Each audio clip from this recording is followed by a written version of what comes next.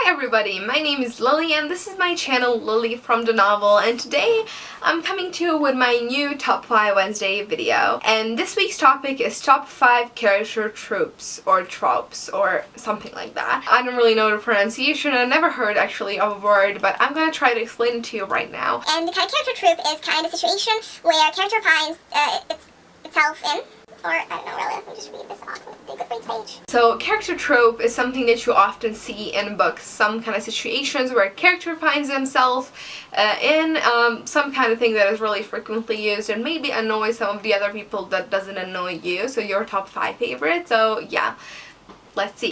So the first character trope that I want to talk to you about is the one where Harry Potter finds himself in, or Percy Jackson, where we're looking at the one specific character who is going to be a main character, like the main focus of the story, but he doesn't know about anything about the world where he's at, he doesn't know anything, he's discovering it just along with the reader, which makes me really happy when I kind of get to experience kind of the same thing that the main character is experiencing in a way. It just kind of makes me feel like more connected to a main character. That is something that a lot of people say that it's kind of gotten old or something, but I really like it.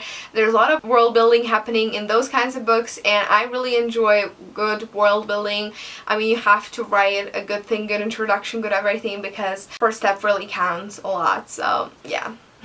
So the another character trope that I would like to talk to you about is the one that we find usually in crime stories, especially Agatha Christie stories, the one that I like the most. Is where like the kind of connection between killer, victim, and detective. That kind of triangle is really interesting to me, and I always like to look at it in a way. Victim usually knows his killer and he knows reason and he can experience his old death and he dies and he doesn't know anything about it anymore. And the killer knows the victim and he knows that he's going to be looked after and everyone's gonna look for him and stuff, and he tries to kind of kill the victim the way he deserved to be killed, but he kind of tries to hide his traces or whatever, and that kind of psychological concept is again interesting. And oh my god, detective is the most interesting part of the crime story because he has to meet psychologically and the killer and the victim. He knows both of them. He's never seen the killer, he's trying to get to him somehow. And about the victim, he actually saw the victim but he could never really talk and meet the victim. In those types of stories, really interesting, that psychological concept that is going on, the one that I really like. It is really intelligent to read, it's really great, it's kind of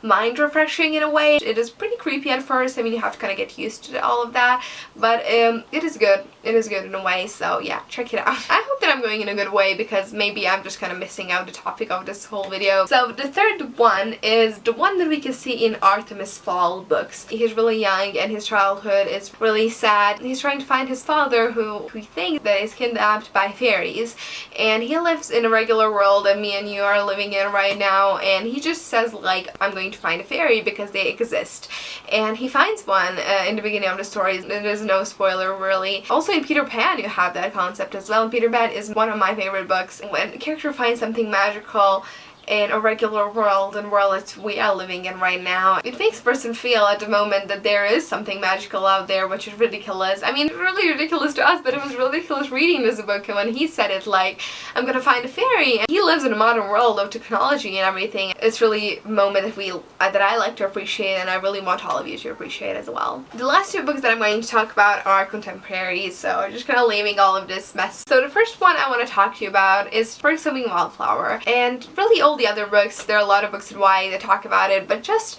a kid in high school or college, whatever, and they discover themselves in a way. It's really great. For example, me right now, I'm in high school. In September, I'm gonna be starting 3rd grade of high school, and I believe that I have everything figured out. I know what's gonna happen, I know what university I'm going to attend, I know I kind of planned out what I'm gonna do. I like it, I like my plan, and I would really like to stick to it if I can somehow, and it is pretty realistic, so why not? Charlie, in a way, not really decides his future. He discovers himself somehow in the high school. I like the book and like the concept, and that is kind of the character trope that I really enjoy reading. And the last one that I want to talk to you about is the most cliche one, and that is most frequently used, is the one that we see in a lot of YA books. I found it in this book, Flipped. This is adorable, isn't it? Just discover it with the trick and everything.